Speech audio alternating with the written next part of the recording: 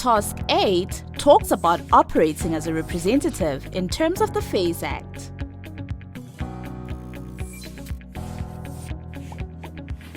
Task 8 has 12 qualifying criteria. Let's look at Task 8, Qualifying Criteria 8. Describe the implications if a representative no longer meets the fit and proper requirements. We will cover the implications if a representative no longer meets the fit and proper requirements. We will recap on the fit and proper requirements criteria and discuss the transitional period provisions in place with regards to fit and proper requirements. Task 8, Criteria 3 covered the fit and proper requirements in more detail. Then we will look at Section 14 of the FAIS Act that covered the debarment process of representatives. Fit and proper requirements cover the following 6 sections, which have already been covered in more detail under Task 8, Criteria 3. 1. Honesty, integrity, and good standing. Basically, can you be trusted? 2. Competence. Basically, do you know what you're doing? 3. Continuous professional development, or CPD for short. Basically, do you update your skills with new developments within the industry? 4. Operational ability. Basically, do you have the tools to perform or do the job? 5. Financial soundness. Basically, is the business financially sound? 6. Transitional period. This is basically the implementation of fit and proper requirements if you're a representative before fit and proper requirements were implemented. We will just recap the transitional period provisions before dealing with what happens when the representative no longer meets fit and proper requirements. Here we show the timelines of when certain requirements are implemented and when they are due to be completed by. BN 194 of 2017 commences on the 1st of April 2018, but we must note that the qualification requirements were in place from the 1st of January 2010. First, we will look at the qualification requirements. Representatives appointed before the 1st of January 2010 are deemed to meet the minimum qualification requirements to the extent they relate to financial product and financial service provided at the 1st of January 2010. Next, we look at experience. A representative, excluding representative under supervision, who was appointed for a specific financial product, financial service, and FSP category before commencement of fit and proper, is deemed to have required experience. Next, we look at product-specific training.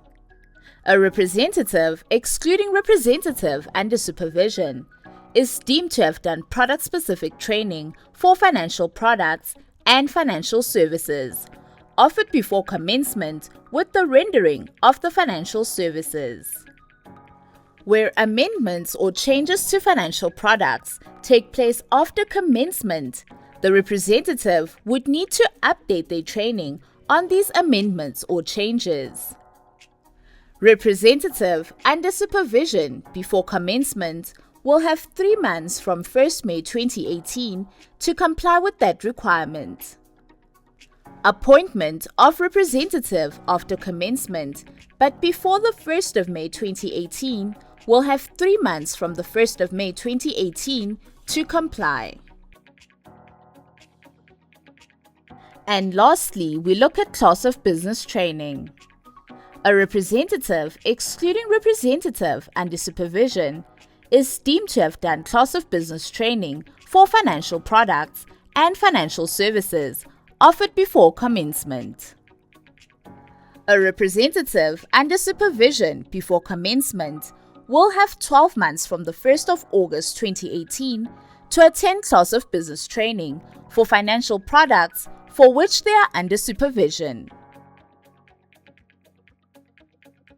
Appointment of a representative after commencement but before 1st August 2018 will have 12 months from 1st August 2018 to comply. Here we show the overall transitional period provisions with regard to the fit and proper requirements. Once it has been established that the representative no longer meets the fit and proper requirements, then the debarment process will take place. We will look at this process under Section 14 of the FAIS Act. Section 14 of the FAIS Act covers the debarment of a representative. Here you can see and take note of the parties making up the FSP and their relationship with the client. The FSP must debar a representative or a key individual of the representative if they are satisfied that the representative A. no longer complies with fit and proper requirements, or B. contravened any of the provisions of the FAIS Act.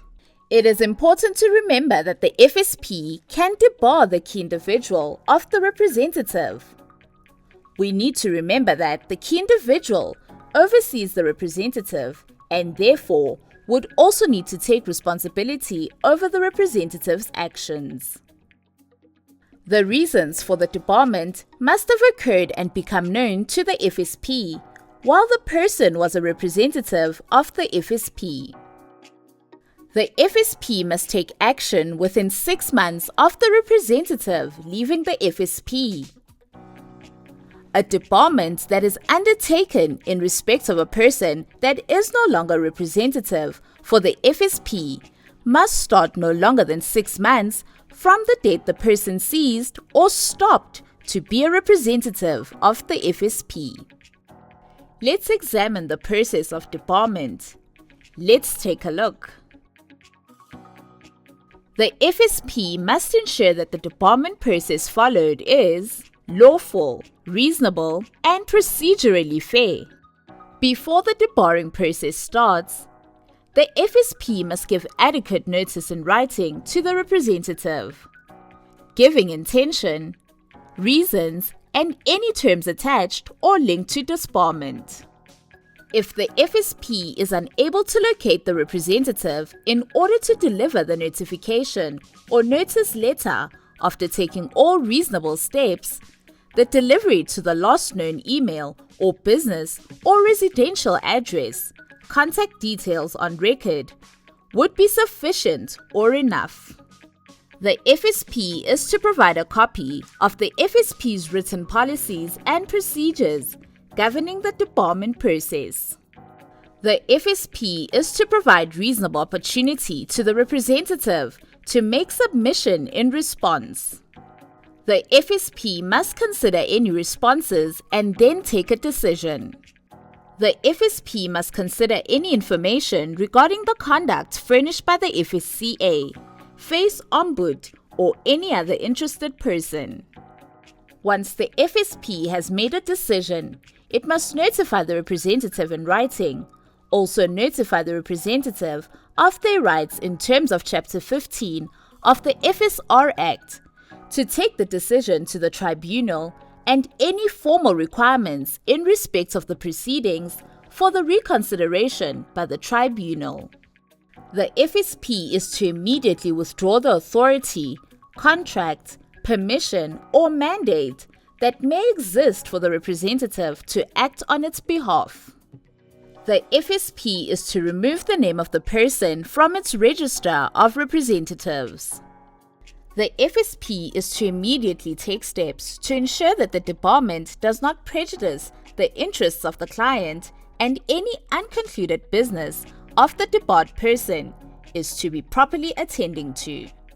An FSP must notify the authority within 5 days of debarment in a prescribed format. The authority can also be referred to as the FSCA, Registrar, or Commissioner. The FSP is to provide the authority with grounds and reasons within 15 days of debarment in a prescribed format.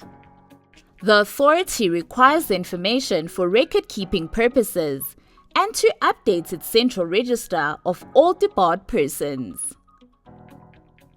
This register will be published on its website and other public media platforms. Debarment under this section is dealt with by the authority. The debarred person may not render financial services or act as a representative or key individual unless they have been reappointed under Section 13, Subsection 1, Paragraph B, Part 2, by providing evidence of reappointment requirements being met. We will go through some questions to test what we have learned. Question 1.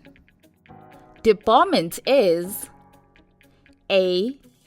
Not a requirement of the FAIS Act. B. To remove all individuals from rendering financial services to clients.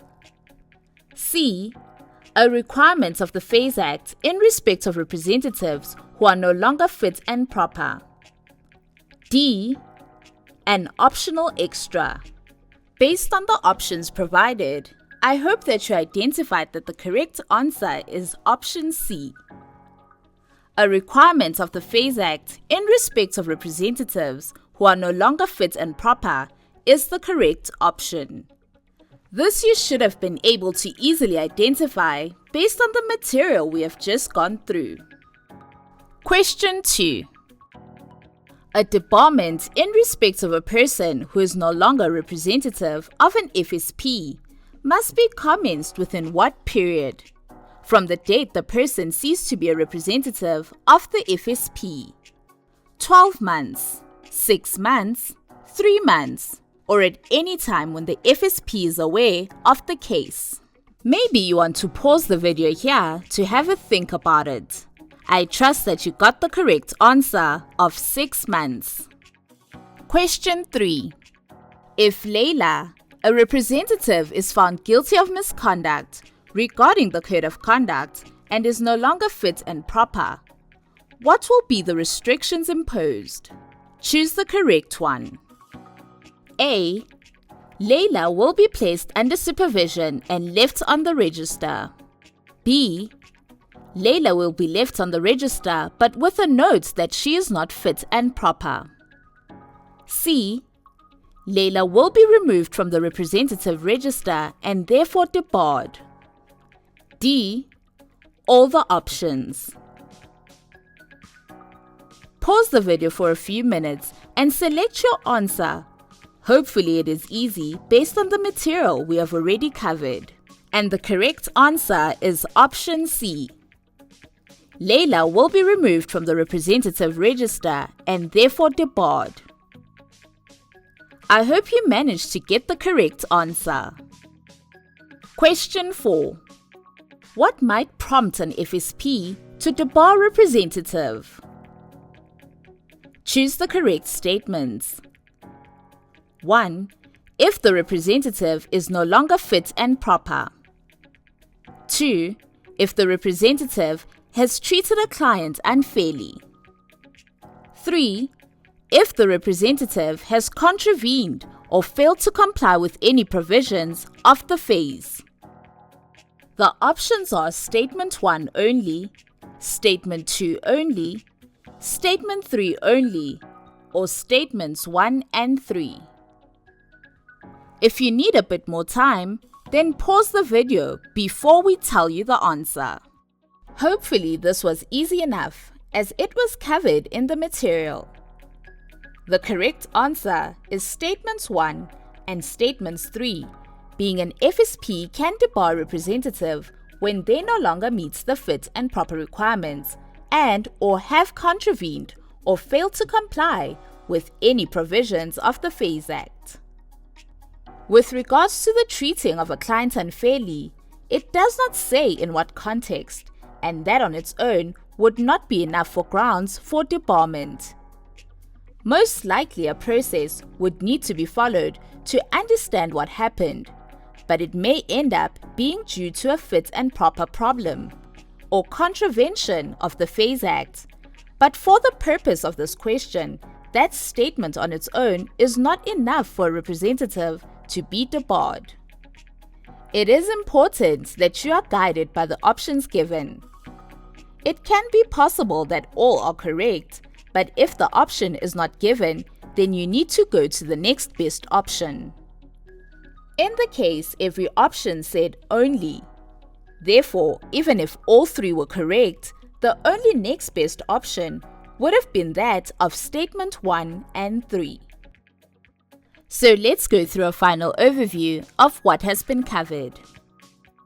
We have covered what the implications are if a representative no longer meets the fit and proper requirements.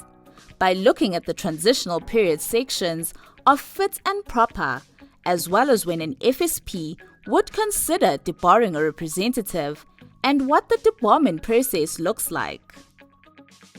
We hope you enjoyed the video and learnt a lot. Please make sure to check out our other RE videos.